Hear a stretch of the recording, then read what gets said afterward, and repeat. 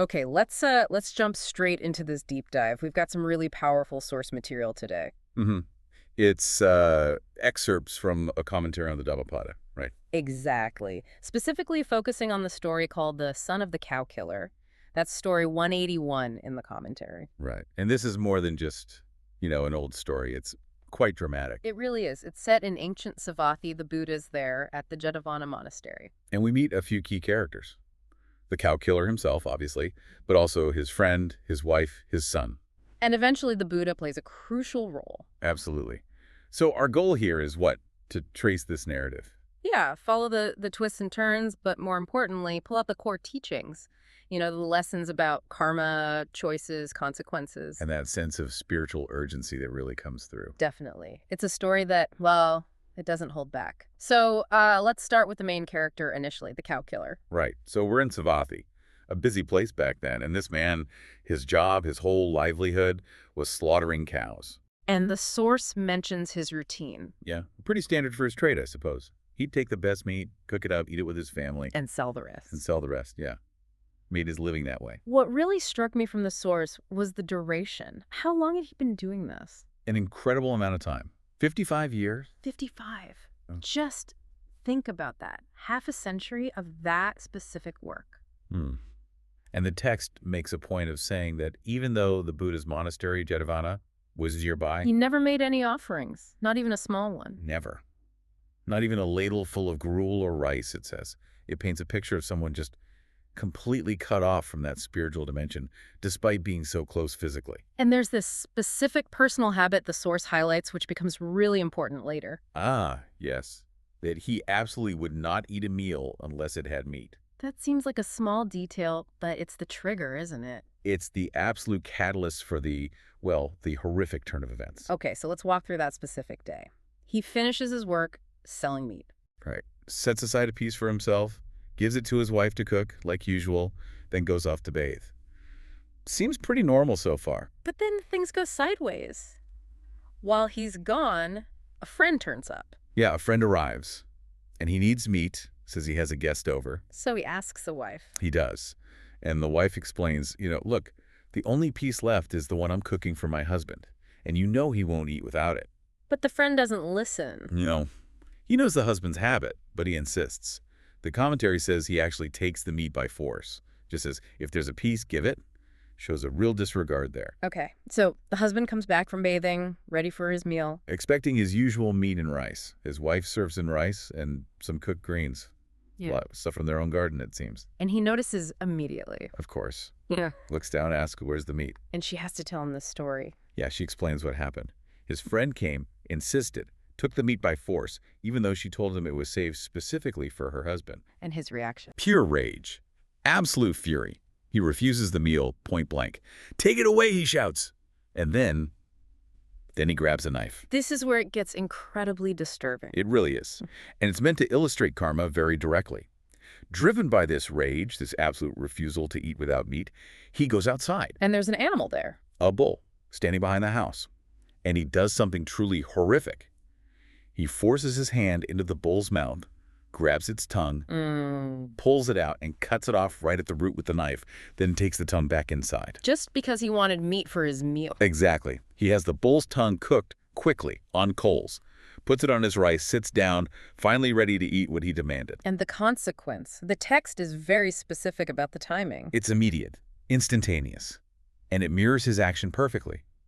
The source says, as he took a mouthful of rice and put a piece of the bull's tongue in his mouth. His own tongue. His own tongue was severed at the root and fell right into his rice bowl at that exact moment. Wow. That's about as direct a karmic result as you can imagine. No delay. None whatsoever. The commentary really emphasizes that connection. The result matched the deed right then and there, a kind of terrible, perfect balance. And his suffering afterwards. It mirrored the bull's suffering exactly. He stumbled into the house, blood pouring from his mouth, crawling on his knees, crying out in agony, just like the animal he'd mutilated. It's a truly terrifying image of immediate retribution. Absolutely chilling. It sets the stage for what happens next, particularly for the son. Right, so the son witnessed all of this. He did. He was standing nearby, saw the whole gruesome event unfold, saw his father suffering exactly like the bull. And the mother's reaction. Seeing her husband's fate, this instant karmic payback, she panics. She turns to her son with this desperate warning. She's afraid the same fate might befall him. Exactly. She fears this terrible suffering could somehow transfer or fall onto him. She tells him, "Flee. Run for your life right now. Don't even look back at me." Just pure survival instinct kicking in. And the son. Terrified. Understandably, he bows to his mother, a quick farewell, and just runs. Where does he go? He makes his way to a different city, far away. Yeah. Takasila, which we know as Taxila. So he escapes the immediate situation and starts over. Completely. He gets to Taxila and learns a trade goldsmithing. Does he do well? He does. Seems he has a knack for it. His teacher recognizes his skill, trusts him, even gives him his own daughter in marriage, believes he can make a good living. So he builds a new life. Yeah, he prospers, has a family, children, basically establishes a stable, secure life for himself, a world away from what he saw happen to his father. But the source adds an interesting detail about this period, doesn't it? Even with the new life. It does. It makes a point of saying that even though he lived there for many years, grew old, and was materially successful, he did so without really accumulating any spiritual merit. So he escaped the immediate horror, built a life, but maybe didn't focus on the inner work. Exactly. It highlights how easy it is, even after facing something traumatic, to just get caught up in the day-to-day, the material side of things, and neglect that deeper preparation for, well, what comes next. His father died in agony, by the way, crying out, and was reborn in the Avicii hell, the text says. The bull also died. Right. So, fast forward again. The son is now an old man himself, still in Taxila. And his own sons, the grandsons of the cow killer, they're grown up now. And where are they living? They've actually moved back to Savatthi, learned their own crafts, settled there. And what kind of people are they described as? Quite different from their grandfather. The sources say they are faithful, devout, living good lives, built homes there. And they're thinking about their father back in Taxila. Yeah, they're concerned he's getting old. Yeah. So they invite him to come and live with them in Savatthi, bring him back to the city he fled. And this sets up the next major part of the story. Their devotion leads to something important. It really does. Wanting to help their aging father, spiritually perhaps, they decide to offer a special meal. And they invite the highest guest possible. The Buddha himself. The Buddha and the whole assembly of monks. They invite them to their home. So the next day, the scene is set. The Buddha and the monks are there. Yes, seated inside the house, being served respectfully by the grandsons. A very different atmosphere from the grandfather's house. And after the meal, the grandsons make a specific request. They do. They approach the Buddha and explain, "We've offered this life meal," which is, a meal given hoping the merit benefits someone still living, specifically for our father. And they ask the Buddha to give the blessing for him. They direct the spiritual benefit towards their father. And the Buddha responds directly to the old man. He turns right to the aging father, the original son who fled, and addresses him personally. And this is where the deep teaching begins, tailored exactly for him. What's the first part of the blessing? He uses this powerful verse, painting a picture of old age. He tells the father, basically, "You're old now. Your body is like a withered leaf, ready to drop." Stark imagery. Very. He says Yama's messengers, which essentially means death itself, are right here. You're standing at the mouth of decay, he says, the mouth of non-growth. And then the crucial part about preparedness. Yes. He says, you have no provisions for the journey to the other world. No provisions. What does that mean in this context? Well, the commentary explains it nicely. It's like a traveler setting out on a long trip, needs food, supplies, rice. The Buddha is saying this man has no spiritual supplies. No merit, no kusalapathaya, none of those positive mental qualities or good deeds stored up for the journey after death. You might have built material wealth, but nothing for that journey. And then comes the core instruction. The absolute core. Make an island for yourself. An island? What's the analogy there? It's beautiful, really. Like if your boat breaks down in the middle of a huge, dangerous ocean, you desperately need an island, a safe place, a refuge. The Buddha is saying, create that refuge within yourself. Establish your own support through your own good actions and practice. Don't rely on anything external. It's about self-reliance, spiritually speaking. Completely. And the call is urgent. Strive quickly. Be diligent. Become wise. How? By doing good deeds now while you still can before death closes in. He says a wise person acts before getting to death's door, unlike, a foolish person who stumbles towards it blindly. And what's the promised outcome of this striving? If you do this, if you cleanse yourself of those inner stains, greed, anger, delusion, become free from imperfections. The verse points towards reaching divine, noble states. The commentary specifically links this first teaching to reaching the pure abodes. Which relates to a specific stage of enlightenment. Yes, the stage of anagami, the non-returner, those who are reborn in those higher realms and attain final nirvana there. And the effect on the aging father, hearing this directly. It's immediate and profound. The text says, right at the end of that first teaching, he becomes established in the fruit of stream entry. Just like that. From that one teaching. Just like that. It's quite remarkable. Stream entry is that first irreversible step onto the path to liberation. It seems hearing these specific words from the Buddha may be combined with his own life experience, witnessing his father's fate, perhaps planted a seed.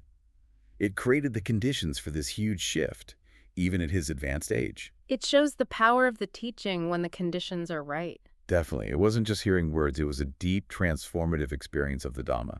So his grandsons see this change in their father. They must have, because their devotion deepens. They invite the Buddha back again the very next day, another meal, again, specifically for their father. And they ask for the blessing again. Yes, please give the blessing for him. So the Buddha teaches him again. What does he cover this time? He builds on the first teaching, using the next two verses from the Dhammapada.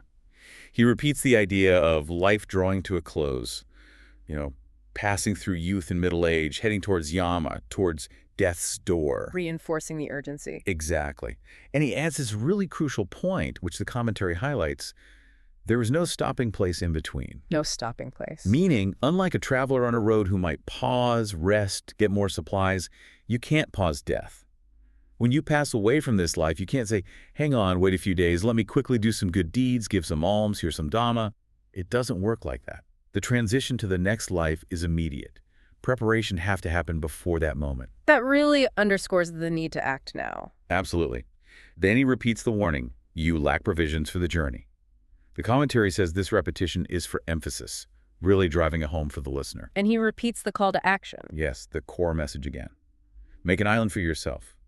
Strive quickly, be wise, cleanse yourself of defilement, become free from imperfections. But the goal mentioned this time is higher. It is.